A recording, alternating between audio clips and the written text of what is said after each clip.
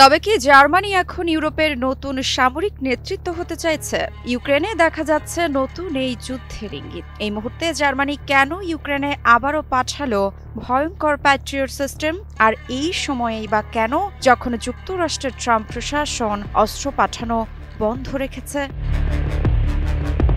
এমন নানা প্রশ্নে রাশিয়া ইউক্রেন যুদ্ধের উত্তপ্ত আকাশে এবার নতুন ঝড় তুলেছে জার্মানি।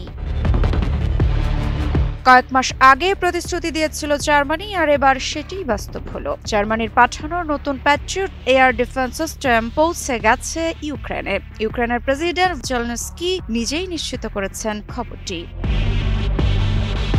এই মার্কিন নির্মিত প্যাট্রিয়ট সিস্টেমগুলোকে বলা হয় আকাশের ঢাল। রাশিয়ার ক্ষেপণাস্ত্র আর ড্রোন হামলার বিরুদ্ধে এটি ইউক্রেনের সবচেয়ে কার্যকর প্রতিরক্ষা ব্যবস্থা। গত রাতেও রাশিয়ার হামলায় ইউক্রেনের একজন নিহত, 5 জন আহত হয়েছে। তবু জেলেনস্কির কণ্ঠে আত্মবিশ্বাস, আমরা আরও শক্তিশালী হচ্ছি। কিন্তু প্রশ্ন হচ্ছে, এটা কি কেবল প্রতিরক্ষার অংশ, নাকি জার্মানির পক্ষ থেকে এক কৌশলগত বার্তা? বিশ্লেষকরা বলছেন, জার্মানি এখন ইউক্রেনে অন্যতম সামরিক সরঞ্জাম সরবরাহকারী রাষ্ট্র। নিজস্ব বাহিনী থেকে তারা ইউক্রেনকে দিচ্ছে প্যাট্রিয়ট সিস্টেম।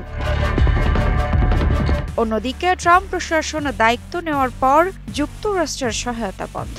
বাইডেনের সময় যা ছিল প্রতিদিনের ঘটনা, এখন তা নেই। এই সুযোগে রাশিয়া বাড়াচ্ছে হামলার মাত্রা। আর ঠিক তখনই জার্মানির এই অস্ত্র পাঠানো বিশ্ব রাজনীতির মহলে তুলেছে নতুন প্রশ্ন। জার্মানি কি এখন ইউরোপের নতুন সামরিক নেতৃত্ব হতে চাইছে?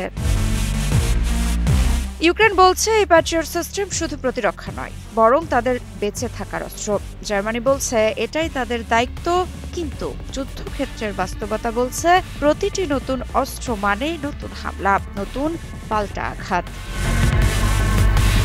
শেষ প্রশ্ন, এই প্রতিরক্ষা ব্যবস্থা কি সত্যি শান্তি আনবে, নাকি ইউক্রেনকে ঠেলে দেবে আরো ভয়ঙ্কর যুদ্ধের দিকে? ঋত্বিকা সিনহা বিশ্বাস, নিউজ 24।